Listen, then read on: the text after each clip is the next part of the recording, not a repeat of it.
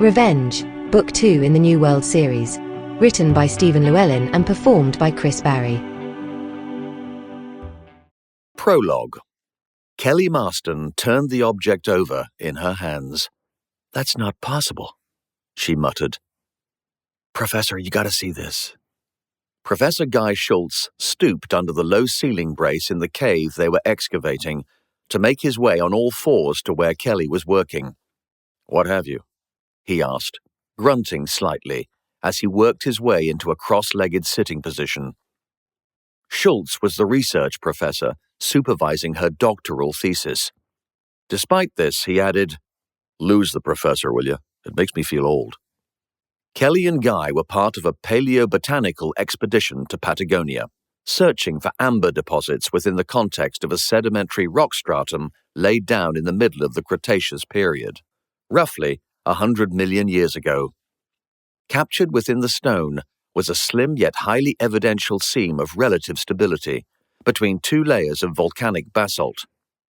They believed the area to have once been a prehistoric forest, eventually overtaken by a natural disaster of some kind. The forest had certainly been buried by a non-volcanic landslide, although they were yet to discern the exact cause. Kelly placed a ragged piece of ancient resin into his palm. She shone a light through the find to illuminate it, while shaking her head in wonderment. "You're gonna freak when you see this." Guy's research team had a project design goal: to study the preserved genetics of ancient seeds and pollens, specifically those that exhibited some degree of tolerance to volcanic gas exposure. Kelly's was just one of many such finds among preserved seed deposits from this ancient volcanic region, or so he thought.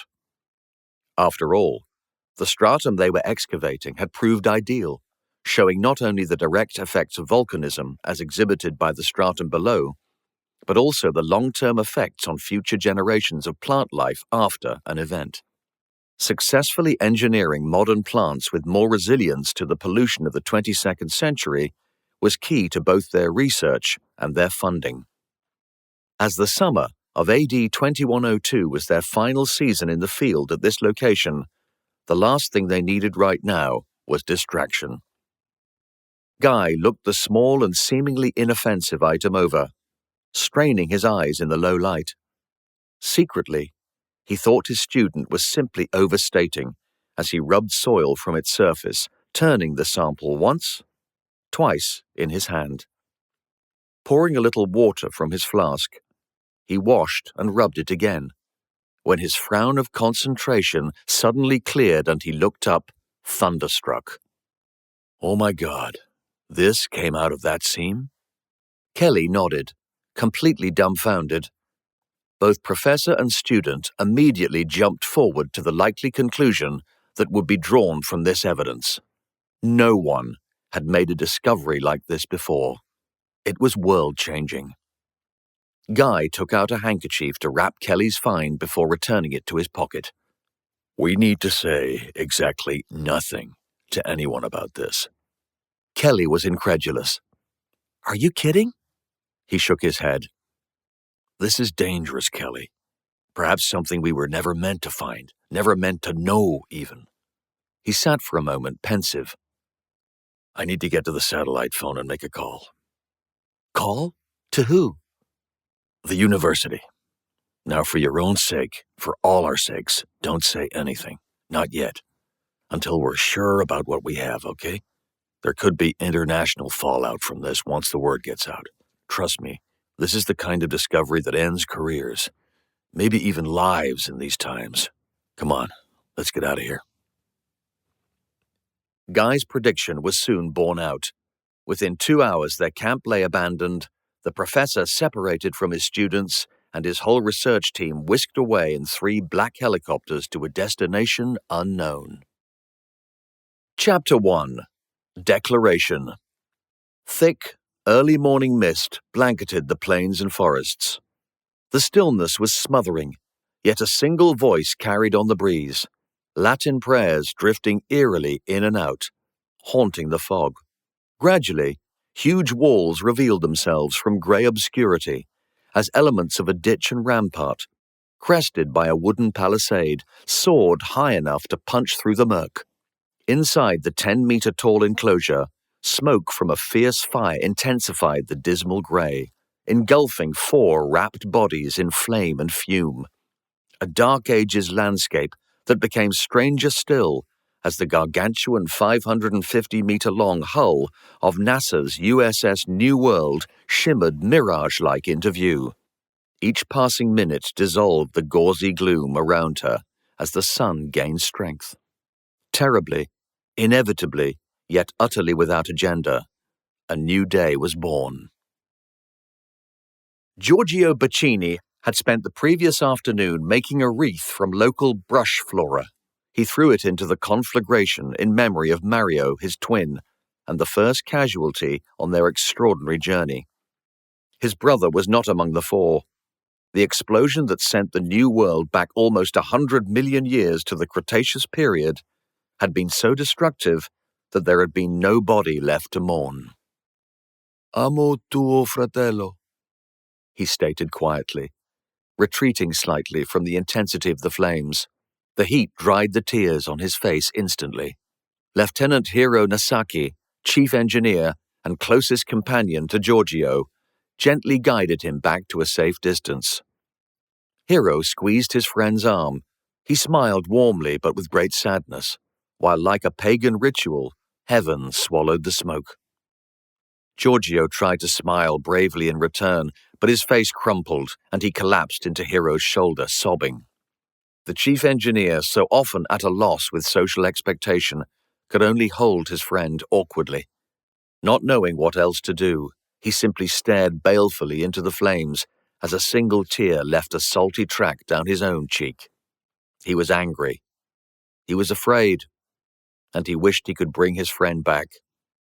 The sounds of Giorgio's pain hurt terribly, but also served to harden his resolve. Someone had to pay for all this. The sun climbed, heating the new morning, clearing the fog to reveal patches of blue sky. A piercing scream from high above abruptly shattered the heavy hush as a pterosaur surfed the early thermals.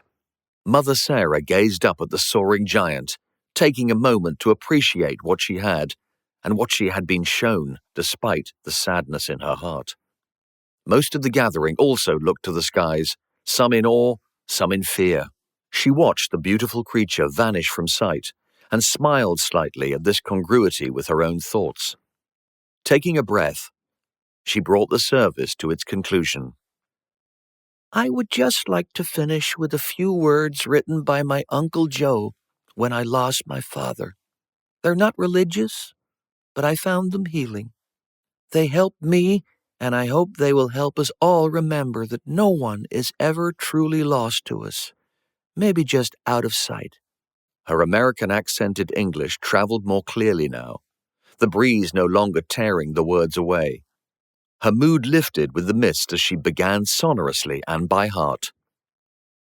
"Hand on your shoulder, becalmed or by storm, shattered in past deeds or futures forlorn. Loneliness lies by noon, night, or dawn. My hand on your shoulder, you need never call. Untruths, black cares, heedlessly borne, hanged on quarters, this shame is adorned. Neither slighted in crisis, nor far away from home. My hand on your shoulder, you are never alone. Your heart made heavy of world-weighted stone. Do you hear my voice on the wind 'tis blown? The pain I see is not yours to own. My hand on your shoulder, you are never alone. Sweet laughter's lament shared between one. You turn to tell, then remember I'm gone. The eye may lie, yet the truth still be known. My hand on your shoulder, you are never alone. Look inside in the last light, on the last leg home. This hand was ever on your shoulder, my darling, and you were never alone." She struggled at the end, her voice breaking slightly. Though her faith was strong, she was only human and had grown fond of her crewmates over the last terrifying weeks. A silent tear betrayed her grief. Stillness followed, disturbed only by occasional sobs and soft words of condolence from a subdued congregation, all masked by crackling timber from the pyre. Mother Sarah Fellows bowed her head one last time in silent salute to the fallen, before stepping down from the temporary podium. She moved to stand beside Captain Jill Baines. Neither woman spoke for a time. Eventually, Baines broke the silence. "That was beautiful, Sarah." Barely a whisper, her eyes never left the flames. Sarah studied the woman next to her, and without asking or being asked, wrapped her arms around Baines, giving a single, wordless squeeze, before continuing her consolatory rounds. Baines remained stationary, fixated on the hypnotic destruction burning up before her as she relived the last few weeks in her mind, wondering what she may have done differently.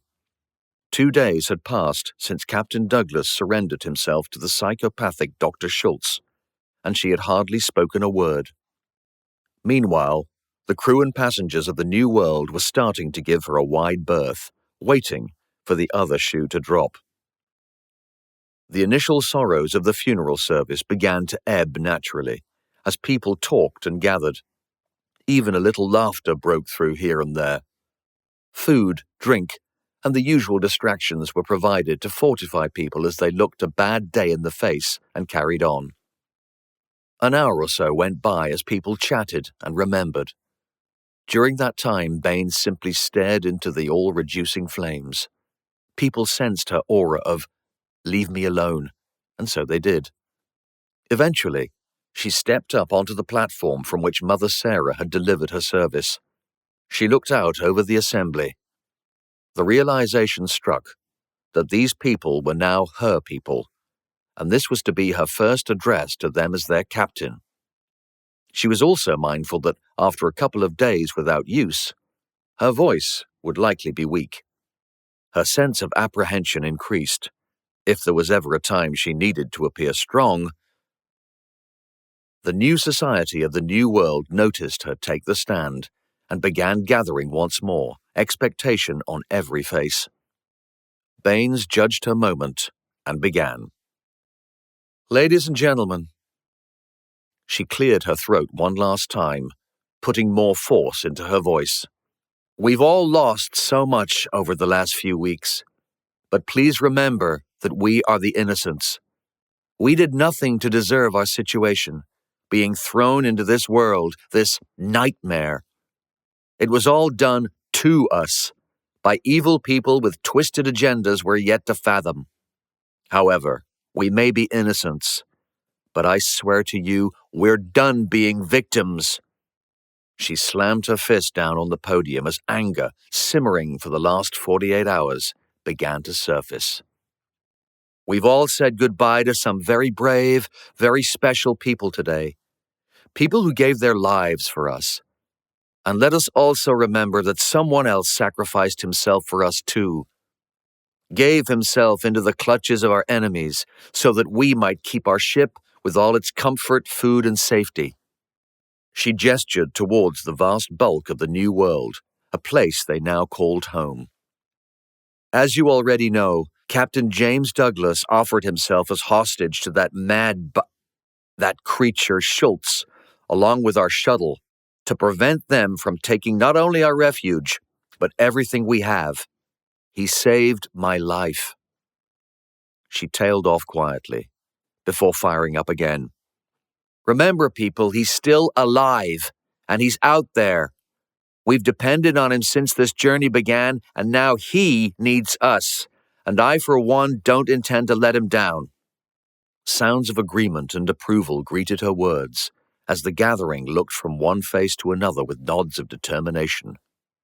"From now on," Baines continued, "we will build our defenses whilst working on a plan to get the captain back.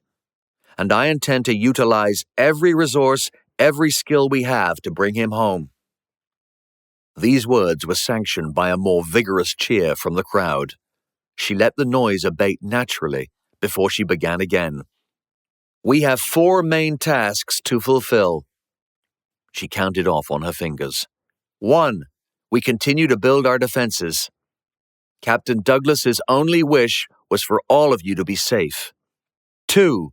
Alongside that work, we devise a strategy to find the captain and bring him back to us. 3. We plan a larger compound and start planting the food we'll need. 4. And lastly, we continue to look for a way to travel home.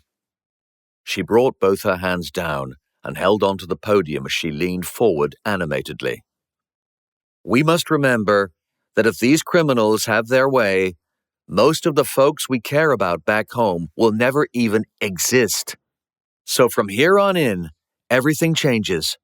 We will no longer allow our enemies to keep us on the back foot. They've been leading us around by the nose for long enough. Baines' voice cracked, and she breathed heavily. Eyes burning with fierce emotion, she roared. From here on in, people, we are at war! The morning passed into afternoon as the New World's crew and passengers commiserated and celebrated the lives of their fallen. Early that evening, Baines called a meeting of her senior staff. Present were Lieutenant Sandeep Singh, her Indian pilot and second officer, Lieutenant Hiro Nasaki, Chief of Engineering and Japanese national, Sergeant John Jackson, the New World's English Chief of Security, Major Ford White, representing the United States military as Chief of Pod Security, and finally, Captain Elvis Percival Gleason, the Australian Army demolitions expert, currently of no fixed post. With them were Mother Sarah Fellows, the American Catholic priest, and Dr. Satnam Patel, one of India's leading minds in the field of astrophysics. Neither were military, but Baines had invited them as the remaining members of their ruling triumvirate, now lacking Captain Douglas. Baines remained standing at the head of the table as she greeted them long after the others had seated themselves. Full of nervous energy, there was simply no rest in her, only anger. Lady and gentlemen, thank you for coming. I know today was meant to be a rest and remembrance day, but every second we waste or delay is another second Captain Douglas remains her prisoner. Sarah nodded sympathetically. We understand, Captain. Our people need this time to grieve and lick their wounds, but we here must go on, both for them and for James. Baines returned her nod gratefully. There are several things we need to discuss. Firstly, our government, the triumvirate. Obviously, the captain was voted for by the people, and I still believe in the concept of three-way governance. So how do we replace him? And by that, I mean temporarily replace him. Patel spoke first. James wanted you to take his place, Jill, and that's good enough for me, both as a governor and as a leader of the military aboard this vessel. He smiled encouragingly. I know what you're made of. Hear, hear, Sarah added enthusiastically.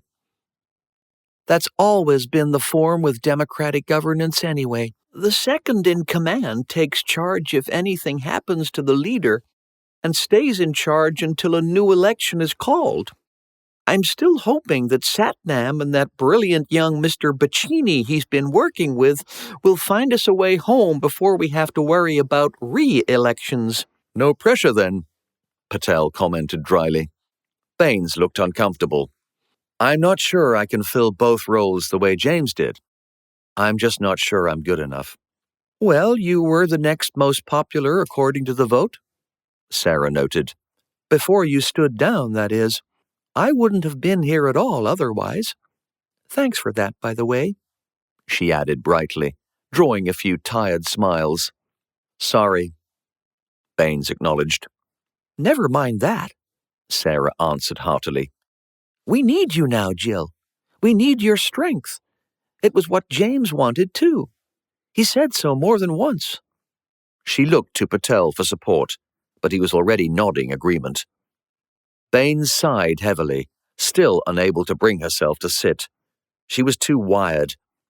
All right, she agreed at last. But like I said, I see this as a temporary shuffle until James is back, and make no mistake, people, we are going to get him back.